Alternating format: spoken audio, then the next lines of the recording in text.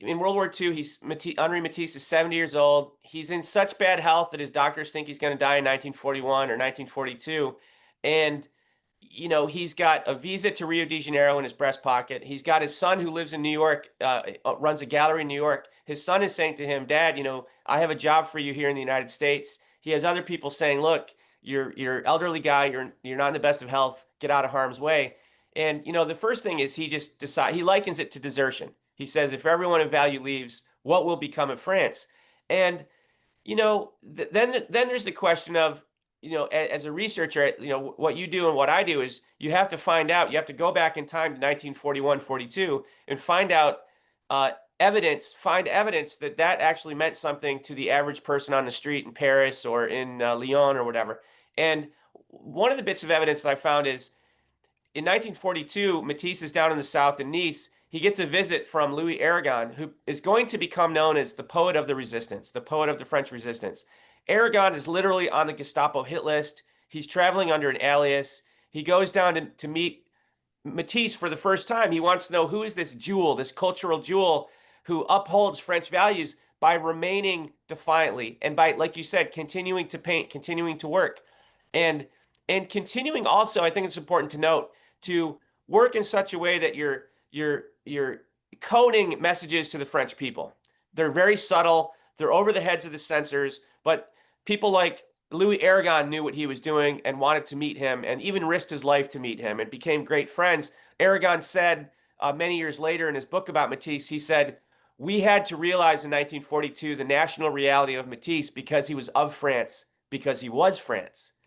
And he wasn't the only younger resistance, affiliated person to go down to Nice to meet the great venerable artist. So I think there's plenty of evidence that it meant something important to young French people, to French people who are interested in resisting, that their great homegrown painter, because of course Picasso's Spanish, defiantly stayed in France and continued to uphold the values of liberty, fraternity, and equality. Probably the key documents to put this story together is Matisse he could be very economical with his words. He was not, in fact, he told his painting students when he was a young man, he said, don't try and talk about your work. Don't try and verbalize your work. Let your painting speak for itself. So that's kind of a belief that he held and adhered to. But he also was a letter writer, and he's a letter writer to his son, Pierre, who's the one in New York.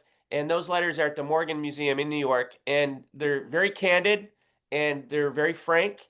And wow, that's just a great repository because you get into the mind of Matisse, you get into the mind of his son during the war years. He also has a set of correspondence with the painter Pierre Bernard down in the south of France during the occupation. Bernard is an elderly man as well. They've been friends since they were in their 20s or early 30s. Bernard's wife passes away unexpectedly, and there's the very human Matisse saying, if you can get enough petrol or if you can scrape up enough money for a train fare, come visit me in Nice and spend a weekend with me. And he says, bring your pooch, and we'll go up and have a nice weekend talking about art. Letters to his daughter Marguerite. She's a correspondent, consistent correspondent, until she goes silent deep in World War II, and which becomes obviously very worrisome for Matisse. So I think, Jake, the sets of letters to these characters, when you triangulate them and are kind of able to map out, 41, 42, 43, 44, extremely helpful. And fortunately, I can, my restaurant French, but I can read French pretty well. So fortunately, I was able to make my way through those letters, and a human emerged. Not just a great painter, not just a great modernist, but a person with feelings, with human emotions, with who could be sad, who could be anxiety ridden, who could be self-doubting. After that, he had emergency surgery in early 1941, which that's when I said his doctors thought he was not going to make it. He had one surgery, became two. There was an infection. He was drifted between life and death for 8 days. He emerges from that really unable to stand at the easel for any length of time. So the painting is kind of out for the most part. And what he does is from a sitting position, whether he's sitting up in bed or sitting in a wheelchair, he takes these thick sheets of Canson paper that are colored to his exacting hues. And his muse, his model, his basically studio manager, a woman named Lydia Delectorskaya, Matisse will cut these into shapes Some of them organic, which we love. Those are the curves of Matisse, the arabesques. But some of them from 1942 and 43 are very jagged and almost latently violent. And he puts these images together meant to be in a book, which he's going to call Jazz, to kind of, stick his thumb in the eye of the Nazis who hate jazz. It's an American quote unquote mongrel art form, and it stands for everything that the Nazis are against. And he's going to make this book democratic. You could take these plates out, you could fold them up, lend them to a friend, you could tape it up in your kitchen.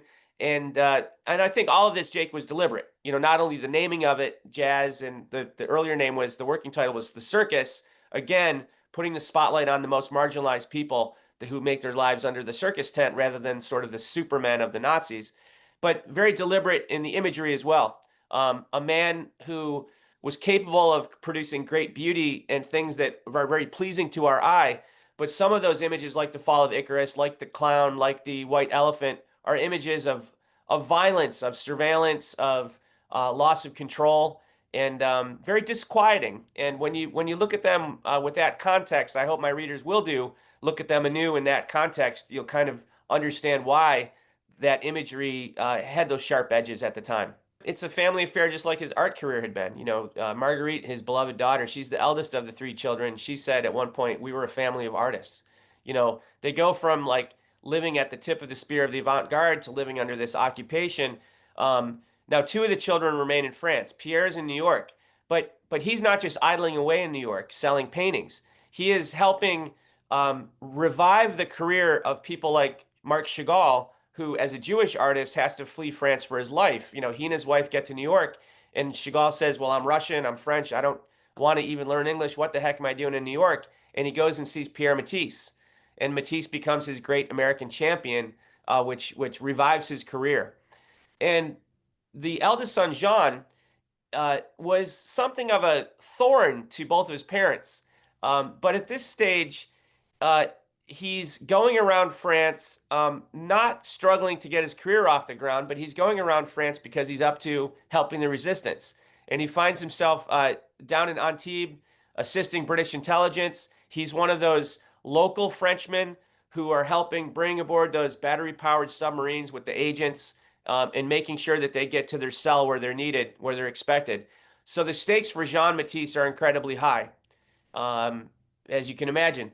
And of course, his beloved daughter, Marguerite, the eldest child, she at this point, Jake, is a 50-year-old woman, and she has sent her son to live in New York previously.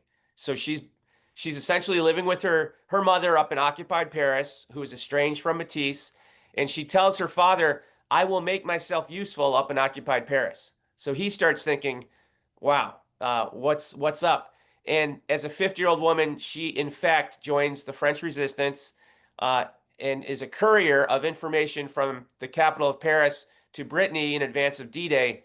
And she gets denounced. We don't know by who, but she gets turned in by a traitor, and arrested by the Gestapo. And it becomes a very, very a terrible moment for the Matisse family. I think the word celebrity is kind of the perfect word. I mean, he's a celebrity, and Picasso is as well. Picasso's up in occupied Paris. Matisse, the elderly man, is down in Nice. But the critics said, well, Picasso's brave, and Matisse took the easy way out. Well, I think that the facts don't support that, because Nice was a nexus. Nice is so close to Italy; it's 30 kilometers away. That when the Americans are in North Africa, then Sicily, then Italy, Nice becomes a theater of war. And not only that, it's also the nexus of really the battle between the right-wing French militia and the resistance fighters who were living up in the hills. So it's a very dangerous place. And in fact, at one point, Allied bombs killed 500 Niçois in a single day. So that's a dangerous place. But you know, uh, uh, you know, turning to the celebrity idea, why the Germans didn't, arrest him and send him off to a camp. I think the celebrity status was such that they didn't need to do that or even really want to do that. They certainly didn't do that with Picasso either. Now, neither Picasso nor Matisse are Jewish like Chagall. I mean, Chagall might not have lived through the war had he not escaped France altogether. But it didn't mean that the Nazis couldn't molest or bother these two guys. They'd go to Picasso's apartment in Paris, his atelier, and they'd unannounced visits. They'd say, well, you're Jewish, aren't you, Picasso? And they'd kick over some artworks and steal some linens. And in Matisse's case, you know, the weak spot was his companion Lydia Delectorskaya, who's a Russian national. So they could let him know, Matisse know that they knew that his companion was Russian, and so um, you know, perhaps that caused him to pull some punches, or perhaps, you know, he was never a sloganeer to begin with. Perhaps his way of uh, resisting was always going to be on the subtle end of things. He wasn't a bomb thrower, he wasn't a sloganeer, but he was an upholder of those values that he cherished.